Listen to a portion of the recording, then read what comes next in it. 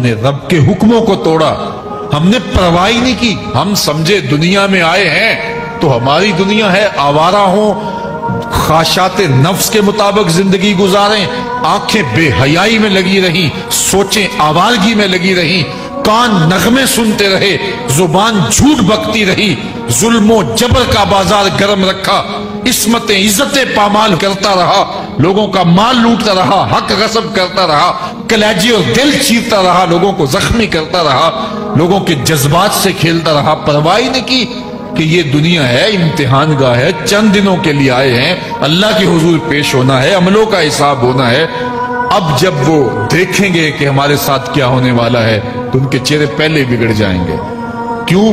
وہ گمان کریں گے کہ ان کی ریڑھ کی ہڈی توڑ دی جائے گی، ایسے عذاب آئیں گے جس طرح کسی کی ریڑھ کی ہڈی ٹوٹ جائے تو اس کا چہرہ شگفتہ گلاب تو نہیں ہوتا، اس کا چہرہ جو ہے وہ تو کس قدر مرجھایا ہوا ہوتا ہے۔ تو اللہ ارشاد فرماتا ہے اس طرح ان کے چہرے ہوں گے۔ ابھی عذاب آیا نہیں ہے لیکن چہرے پہلے اترے ہوئے ہوں گے، اور جب عذاب کی بھٹی میں ڈالے جائیں گے، اللہ اکبر، اور وہ سخت عذاب، حضور نے جبریل امین سے پوچھا مجھے جہنم کے عذابوں کا ذکر سناؤ۔ عرض کی حضور سب سے ہلکے عذاب کی کہانی سناتا ہوں، اور وہ یہ کہ جہنمی کے پاؤں میں آگ کا جوتا رکھا جائے گا، باقی پورا بدن اس کا سلامت ہوگا۔ یہ سب سے ہلکے عذاب کی کیفیت ہے۔ اب پاؤں میں آگ کا جوتا ہوگا، حدت، گرمی، شدت اتنی ہوگی کہ دماغ پگھل کے ناک اور کانوں کے راستے سے باہر آ جائے گا۔ پاؤں میں رکھے ہوئے جوتے کی گرمی دماغ کو ایسے چڑھے گی کہ وہ پگھل جائے گا اور ناک اور کانوں کے راستے سے باہر آ جائے گا۔ تو اللہ کے عذاب کے خوف سے چہرے بگڑ جائیں گے، حالت سلامت نہیں رہے گی۔ یہ بات ذہن میں رکھیں کہ اللہ جس کو جہنم میں ڈالے گا اس کو اس صورت میں نہیں ڈالے گا، یہ محمدی صورت ہے، یہ شکل اس کی چھین لی جائے گی اور اس کی شکل بڑی کر دی جائے گی۔ اس کا ایک ایک دانت احد پہاڑ جتنا ہوگا۔ احد پہاڑ کا پھیلاؤ 15 کلومیٹر پہ ہے، 15 کلومیٹر کا ایک دانت، اور 32 دانت کتنے ہوں گے تو منہ کتنا بڑا ہوگا۔ اس کو اتنا بڑا اس لیے کیا جائے گا تاکہ وہ عذاب کی تکلیف زیادہ سہے۔ 70 گز موٹی کھال ہوگی، اور کھال جل جائے گی تو اللہ قرآن میں فرماتا ہے ہم نئی کھال دے دیں گے تاکہ عذاب کی تکلیف اس کو گوارا کرنی پڑے۔ پھر چیخے گا، چلائے گا، ہائے مجھے پانی دو، پانی دو، پیاس کی شدت ہے۔ 70 سال تک تو اس کی کوئی آواز ہی نہیں سنے گا۔ 70 سال کے بعد داروغہ جہنم چیخ کر کہے گا کیا مانگتا ہے؟ وہ بولے گا مجھے پانی چاہیے۔ کہا جائے گا تو بے بھی ملتا ہے پانی۔ پھر داروغہ جہنم اسے پانی دے گا، کوکا کولا کی بوتل دے گا یا پیپسی تھما دے گا یا منرل واٹر کی بوتل دے گا؟ نہیں، قرآن بتاتا ہے اسے مائے حمیم دیا جائے گا، کھولتا ہوا پانی، اور وہ اتنا گرم ہوگا جب پینے کے لیے چہرے کے قریب کرے گا اس سے اٹھتی ہوئی بھاپ کی وجہ سے چہرے کی کھال ادڑ کے اس کے اندر گر پڑے گی، لیکن اس کے باوجود اس کو پینا پڑے گا۔ اللہ فرماتا ہے یہ دنیا ہی سب کچھ نہیں ہے، سمجھ لیا یہی سب کچھ ہے، آخرت کو بھول گئے، صبح اٹھے کام پہ چلے گئے، شام آئے آبادگی میں چلے گئے، صدائیں آتی رہی حی علی الصلاۃ حی علی الفلاح، کوئی پرواہ نہیں کی، نہ پیشانیوں نے سجدے کیے، نہ سوچوں میں پاکیزگی آئی، زندگی یوں گزار کے چلے گئے۔ ایسے نہیں، کہا ایک وہ ہوں گے جن کے چہرے شگفتہ گلاب ہوں گے، ایک وہ ہوں گے جن کے چہرے بگڑے ہوئے ہوں گے۔ اللہ اکبر، کلا اذا بلغت التراقی، یہ تو قیامت کا منظر ہے نا، قیامت سے قبل بھی ایک منظر ہے، اللہ اس منظر کو بھی بیان کر رہا ہے، کلا اذا بلغت التراقی، ہاں جب جان گلے کو پہنچ جائے گی۔ اے انسان تیرے اوپر وہ گھڑی بھی آنے والی ہے، وہ وقت بھی آنے والا ہے جب سانس اس ہنسلی میں اٹک جائے گا، جب سینے سے بھی سانس اوپر چلی گئی، اب ڈاکٹر بھی لا علاج قرار دے رہے ہیں کہ اب علاج نہیں رہا ہے، جان بس اب نکلنا چاہ رہی ہے، اور کہا جائے گا کوئی جھاڑ پھونک والا بلاؤ۔ اب ڈاکٹروں نے تو جواب دے دیا، اب سانس اٹک گئی گلے میں، چند لمحوں کی مہمان ہے، اب ڈاکٹروں نے کہا اب ہماری جانب سے لا علاج ہو گیا، اب لے جاؤ اس کو گھر، یا وینٹیلیٹر پہ ڈال دیتے ہیں اس کو، بس اب ہماری جانب سے کوئی اس کا علاج نہیں ہے۔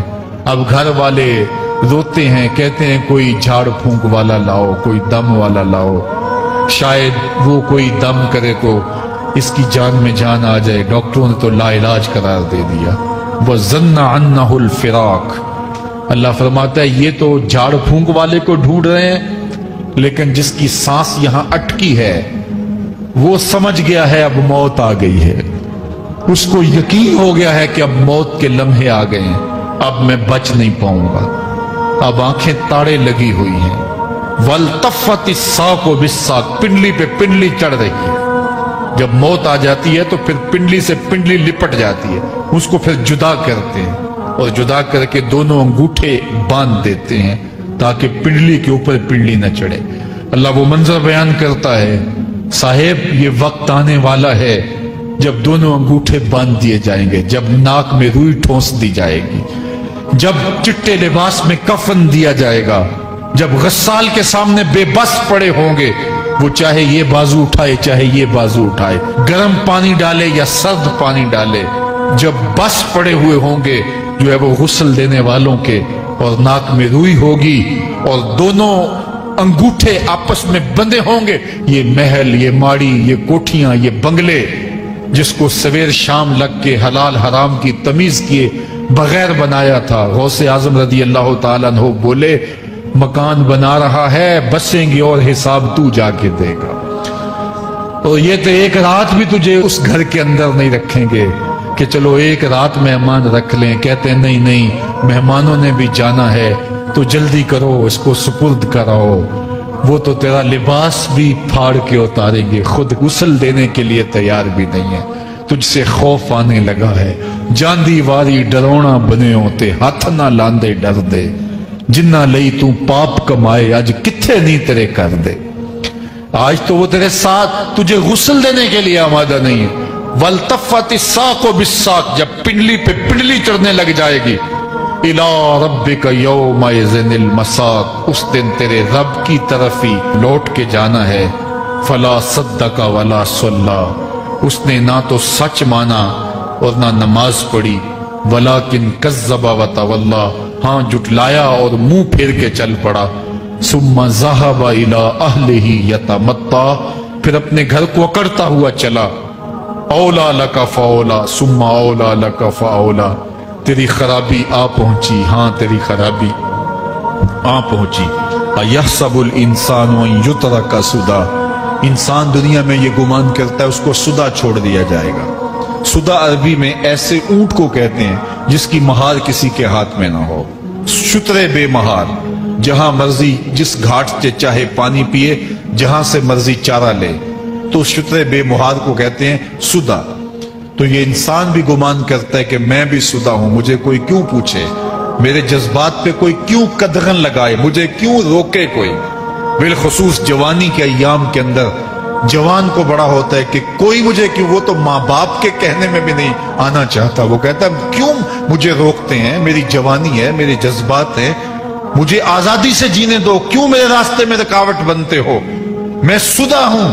اللہ فرماتا ہے نہیں، ایک اونٹ تو سدا ہو سکتا ہے، جس کو میں نے اشرف المخلوقات بنایا ہے اس کو تو سدا نہیں چھوڑوں گا، اس کو تو پابند بناؤں گا حکام کا۔ اب وہ کہتا ہے کہ نہیں نہیں، یہ کیسے دوبارہ اٹھائے جائیں گے؟ اب دوبارہ وہی بات پھر آ گئی، الم یک نطفۃ من منی یمنا، اللہ فرماتا ہے ایک بوند تھی نا، پانی کا ایک قطرہ تھا جو رحم مادر میں رکھا گیا، ثم کان علقہ، پھر وہ پانی کا قطرہ لوتھڑا بنا، فخلق فسوی، پھر اللہ نے اسے پیدا فرمایا اور پھر ٹھیک ہموار کیا، فجعل منہ الزوجین الذکر والانثی، پھر اس سے وہ جوڑ بنائے، کوئی مرد بنایا کوئی عورت بنائی۔ کہا اب غور کر، اب تیری آنکھیں دیکھتی ہیں، بجلیاں چمکتی ہیں، تیری زبان کا طوطی بولتا ہے، لوگ اشش کرتے ہیں تیری گفتگو پہ، تیری گفتار پہ صدقے جاتے ہیں، تیرے لہجے کے جمال کو دیکھتے ہیں، تیرے سینے کا زور، تیرے پنجوں کی طاقت، تیری دماغ کی تیزیاں اور تیری سوچوں کے اجالے، تیری زوردار ٹانگیں، تیرے کڑیل بازو، اور تیری چوڑی چھاتی اور تیرے گلاب کی پتیوں جیسے ہونٹ، اے انسان یہ سب کچھ کہاں تراشا گیا؟ ماں کے رحم میں، اس تاریکی میں جو 3 پردوں میں تھی۔ تیرا سر تیرے گھٹنوں میں تھا، اور تیرے رب نے وہاں تیرے اندر نسوانیت یا رجولیت کی صلاحیتیں پیدا کی، تیری آنکھوں میں چمک پیدا کی، تیرے کانوں میں نغمے بکھیرے، تیری زبان کے پٹھوں پہ قوت ذائقہ رکھی، تجھے بولنے کی صلاحیت دی، تیرے پنجوں میں زور رکھا۔ آج تو مفتی شہر ہے، آج تو علامۃ الدہر ہے، آج تو قاضی القضات ہے، آج تو منسٹر ہے، آج تو وزیر اعظم ہے، آج تو پہلوان ہے، آج تو شہزادہ ہے، آج تو بادشاہ ہے، آج تو زوراور ہے۔ آج تیری طاقت کے کیا کہنے؟ آج شیروں کو تو نچا لیتا ہے، ہاتھیوں کو تو بٹھا لیتا ہے، آج تو بڑا زوراور گھڑ سوار ہے۔ آج تیری طاقت کے کیا کہنے؟ تو کشتی کرتا ہے، زمانہ دیکھنے آتا ہے۔ آج تیری طاقت کے شوہرے ہیں، تیری عظمت کے تنتنے ہیں، لیکن انسان تو ایک ناپاک قطرہ تھا اور رحم مادر میں تھا۔ تیرے اندر یہ رنگ کس نے بھرے؟ تیرے کانوں میں نغمے کس نے رکھے؟ تجھے دماغ کی قوتیں کس نے دی؟ زبان کو بولنا کس نے سکھایا؟ آنکھوں میں توانائیاں کس نے رکھی؟ تیری زبان کا طوطی بولتا ہے، یہ سلیقے کس نے دیے؟ پھر اللہ فرمایا، کتنا زوردار بیان ہے، الیس ذالک بقادر علی ان یحیی الموتى، جو ماں کے پیٹ میں ایک نطفے کو ایک خوبصورت انسان بنا سکتا ہے، ہڈیوں کو جوڑ کے دوبارہ انسان نہیں بنا سکتا؟ کیا وہ دوبارہ تجھے کھڑا نہیں کر سکتا اپنے سامنے پیش ہونے کے لیے، جس کے حکموں کو تو نے توڑا ہے، جس کے فرامین کا تو نے مذاق اڑایا ہے؟ کیا وہ اتنا ہی بے بس ہے کہ اپنے حضور تجھے جو ہے وہ کھڑا ہی نہیں کر سکتا ہے؟ جس رب نے تجھے ماں کے شکم میں شکل دی، حضرت شیخ فرید الدین عطار بولتے ہیں، سانے کستی سلاتی می شبد، ایسا کاریگر ہے مٹی سے بادشاہ بنا ڈالتا ہے۔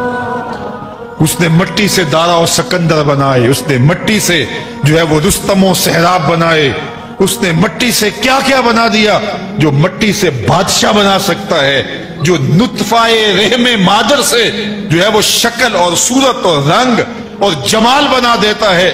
تیری صورت نکھرتی ہے، تیرے ہونٹ گلابی ہیں اور تیری نرگسی آنکھیں ہیں، تیرے ریشمی بال ہیں اور تیری خوبصورت رنگت ہے، تو چال چلتا ہے تو لگتا ہے قیامت چل رہی ہے، تیرا قد رانا جو ہے وہ صنوبر کو شرماتا ہے، تیری گفتار کے تنتنے ہیں۔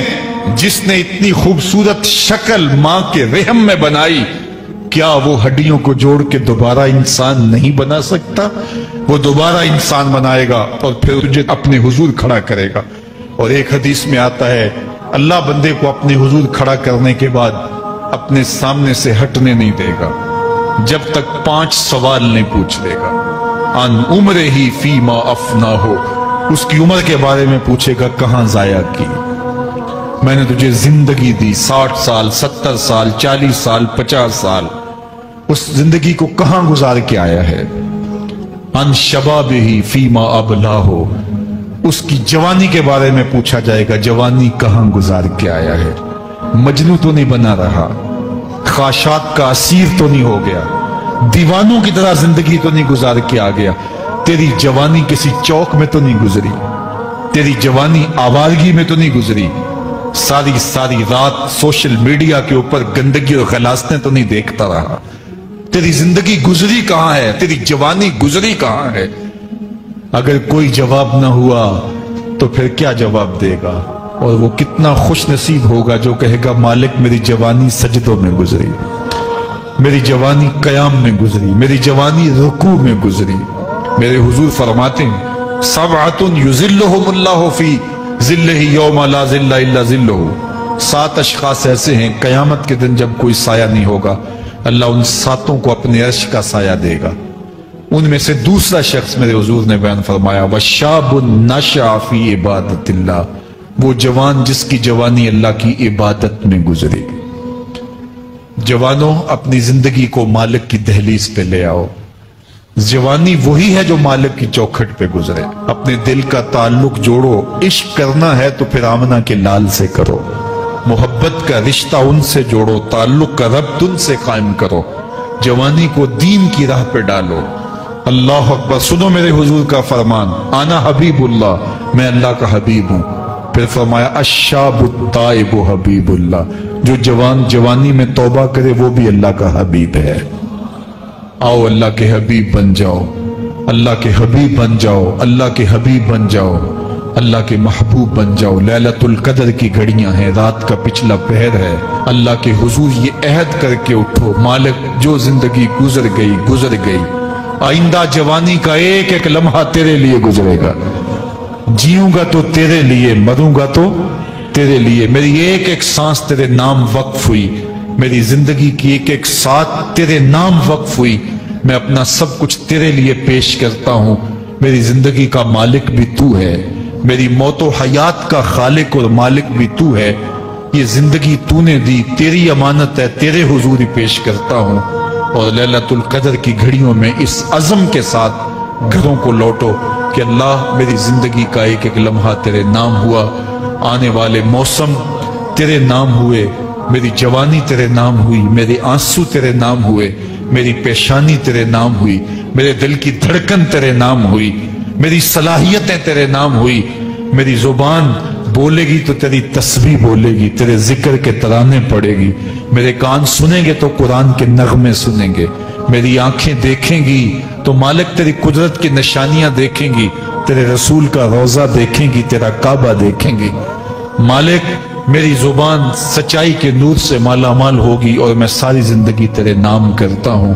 और जब आप अपनी सारी जिंदगी अल्लाह के नाम कर देंगे तो फिर वो पूरी कायनात तुम्हारे नाम कर देगा कि मोहम्मद से वफा तूने तो हम तेरे हैं, ये जहां चीज है क्या लौहो कलम तेरे हैं। अल्लाह आप सबको अपनी पनाह में, अमान में और हिफाजतों के साथ में